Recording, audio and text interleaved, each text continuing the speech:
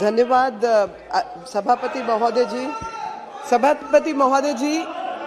मैं जब इस विषय के ऊपर रिसर्च कर रही थी तो मैं अपना ही भाषण 2017 का पढ़ रही थी और उसमें मैंने पाया कि 2017 को जब इस मामले पर बहस हुई, इसी प्रकार का जो माहौल है संसद में पहले भी बना के रखा गया था। अब विपक्ष की हालत ये हो गई है कि कश्मीर से कन्याकुमारी तक के रास्ते में जितने चुनाव हैं उसमें लगातार भारतीय जनता पार्टी अच्छा कर रही है और ये लोग लगातार पिछड़ रहे हैं अपनी इन हरकतों की वजह से ही। आज जिस महत्वपूर्ण विषय पर मैं बात अपनी रख रही हूँ उसके दो पक्ष हैं। पहला पक्ष तो ये है कि दिल्ली के मुख्यमंत्री ने कल ही घोषणा की अपने उप मुख्यमंत्री के द्वारा कि वो दिल्ली को 2047 से पहले 2020 तक सिंगापुर बनाना चाहते हैं। तो जब सिंगापुर बनाने की बात आई तो मैंने कहा भाई जरा हिसाब किताब देख लिया जाए। तो पता चला कि 2017-11 जब चुनाव की बारी आती है इसी तरीके की ये बात कर रहे होते हैं और कारण यही है कि जो इनके हिस्से का काम है जिसमें सर्वे करना था, मुआयना करवाना था, वो इन्होंने आज तक किया नहीं और जिसके रहते बार बार इस कानून की नियमितता को हमें बढ़ाना पड़ रहा है। 2006 से पहले इसको दिल्ली लॉज के नाम से जाना जाता था, 6 के बाद 8, 9, 11 इसको NCT of Delhi amendment law के नाम से जाना जा रहा है और 14 में जब हमारी सरकार आई तो उसमें अनियमितता को दूर करने के लिए 2002 के बाद भी जो कंस्ट्रक्शन हुई, जो कुछ दिल्ली में बना, उसको नियमित करने के लिए यह नियम लाया गया। लेकिन जहां भी दिल्ली सरकार के काम की बात आती है उन्होंने कोई काम नहीं किया और मसला ये है कि जब ये कोर्ट के अंदर मसला पहुंचा, ये प्रॉब्लम 2008 में रेगुलराइजेशन करने की जब पूर्व की सरकार ने कोशिश की तो उसमें बेईमानी थी, उसमें घोटाले थे और उसी के चलते कॉमन कॉज ने ये पिटीशन कोर्ट में डाली और उसके बाद रोक लग गई। लेकिन रोक भी नहीं लगी, एक कमेटी बना दी गई, भूरेलाल कमेटी, और वो भूरेलाल कमेटी तब की बनी हुई है और दिल्ली में कोई कंस्ट्रक्शन रुका नहीं और कारण सिर्फ छोटा सा है कि रोटी रोजी की मजबूरी नहीं होती तो साहब कौन गांव छोड़कर दिल्ली पहुंचता। असलियत में रोटी रोजी की मजबूरी रही और लोगों को गांव छोड़ने पर मजबूर होकर दिल्ली, मुंबई आदि शहरों में जाना पड़ा और यहाँ की हालत ये थी कि शहर को बढ़ाने के लिए वो सब सस्ती लेबर और तमाम तरीके के लोगों की जरूरत थी, लेकिन उनके लिए सुविधाएं देने का काम जो करना चाहिए था या प्लान तरीके से शहरीकरण होना चाहिए था, वो पूर्व की सरकारों ने नहीं किया।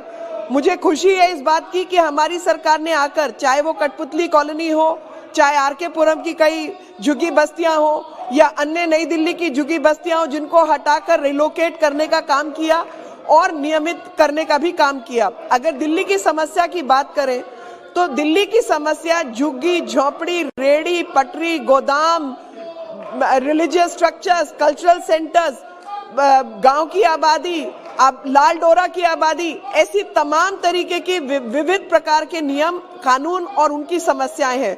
2008 में इससे निजात दिलाने के लिए कोर्ट ने फैसला किया कि भाई आप डेवलपमेंटल एक्टिविटीज के लिए आपको किसी की परमिशन की जरूरत नहीं है, यानी जो बेसिक मानवीय अधिकार है जिसमें पानी, सड़क, नाली, सीवरेज, टॉयलेट्स, ये सब करने के लिए आपको किसी की आधिकारिक रूप से आवश्यकता नहीं है, ये आप दिल्ली सरकार प्रोवाइड कर सकती है।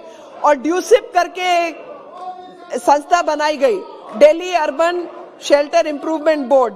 लेकिन हालत ये है साहब कि उन्होंने आज तक कोई ढंग का काम नहीं किया। अगर मैं आंकड़ा पढ़ूं तो आप हैरान होंगे कि टोटल कॉलोनीज की जो संख्या है वो 1700 से ऊपर है, 1800 के आसपास है, जिसमें उनके अपने जो रिकॉर्ड है अपनी साइट पर, उसमें उन्होंने कहा कि हमने 461 कॉलोनीज को, जो है 1893 कॉलोनी है, और हमने जो सोशल एमेनिटीज हैं वो 461 को प्रोवाइड कर दी हैं। 461 का मतलब आप लगाइए 1800 से 461, यानी 25% भी नहीं है, 25% से कम काम किया।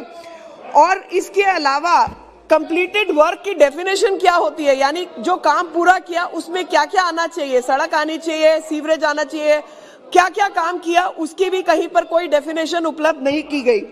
जब इसकी गहराई में हमने थोड़ा और पता करने का प्रयास किया तो पता चला कि 895 में से 65 ऐसी कॉलोनीज हैं, ऐसी बस्तियां हैं, यानी 7%, जहां पर कोई एग्जीक्यूटिंग एजेंसी नहीं है। कोई एजेंसी तो होगी, कोई एग्जीक्यूटिंग एजेंसी नहीं है। और 172 जो है 895 में से, उसमें कहा गया है वर्क इन प्रोग्रेस, यानी 19%। और इसके ऊपर 631 करोड़ रुपया खर्च होना था, जिसमें से 542 का हिसाब है, बाकी का कोई हिसाब भी नहीं है। अध्यक्ष जी, लगातार इन झुग्गियों में जो रहने वाले लोग हैं उनकी जब बात की जाए तो उन्होंने बड़ी गाढ़ी मेहनत की कमाई से इन इलाकों को, पट्टों को लिया है। वो अनियमित है, लेकिन पैसा जो इनका खर्च हुआ है वो असली पैसा खर्च हुआ है। और जब मैं बार बार इस बारे में सोच रही थी तो अभी कुछ दिन पहले मैं केरल के एक ट्राइबल क्षेत्र में थी, जहां पर लोग कह रहे थे कि हमें भी स्वामित्व स्कीम के तहत पट्टा अगर मिल जाता तो हमारे जीवन में सुधार आ जाता। तो मैं माननीय प्रधानमंत्री जी की स्वामित्व की जो नीति है उस विषय में सोच रही थी। ठीक उसी प्रकार से दिल्ली के अंदर भी जो ये अनऑथराइज्ड कॉलोनीज जिसको कहा जाता है, वो अनऑथराइज्ड कॉलोनी भले ही है, लेकिन उसमें रहने वाले लोगों का ऑथराइज्ड पैसा उसमें खर्च हुआ है। और इतने अधिक संख्या में इतने लंबे समय तक लोग इसमें बसे रहे और लगातार तकलीफ में रहे, ये किसी भी सरकार के लिए अशोभनीय है। तो जिस प्रकार से स्वामित्व के तहत पट्टा देने का काम हमारी सरकार ने प्रधानमंत्री नरेंद्र मोदी जी के नेतृत्व में किया, ठीक उसी प्रकार से दिल्ली में झुग्गी बस्तियों में रहने वाले लोगों को भी अपने जमीन पर मालिकाना अधिकार प्राप्त हो, उसके लिए ये नियम बनाया गया। और प्रॉपर्टी रिलेटेड जो प्रॉपर्टी राइट्स एक्ट है उसको भी 2019 में लाया गया। तो इसके जो लाभ है वो 3 है। पहला है कि जो भी लोग इन क्षेत्रों में रहते हैं उनको उस जमीन का अधिकार मिलेगा। दूसरा है, प्रॉपर्टी उनके नाम पे होने की वजह से बैंक आदि के अंदर नियम अनुसार उस पे लोन लेना या एक आधिकारिक रूप से उस पे काम करना वो मुनासिब होगा। तीसरी चीज कि जो सर्विसेज है, सड़क, बिजली, पानी, नालियां, ये सब आने की वजह से उनका जो ईज ऑफ लिविंग है वो बेहतर होगा। और यही कारण है कि लगातार हमारी सरकार को इस पर काम करना चाह रही है और लगातार इसमें रजिस्ट्रेशन का काम भी शुरू हो चुका है। और कई लोगों को, कई हजार लोगों को वो उसकी स्लिप भी मिल चुकी है, जो कि पहले की सरकारों ने 2008 में धोखा देकर रजिस्ट्रेशन के सर्टिफिकेट बांटे थे, लेकिन वो सरासर धोखे का काम किया था। लेकिन धोखे के काम से हटाकर असलियत में लोगों को उनका अधिकार मिले, इसके लिए काम किया जा रहा है।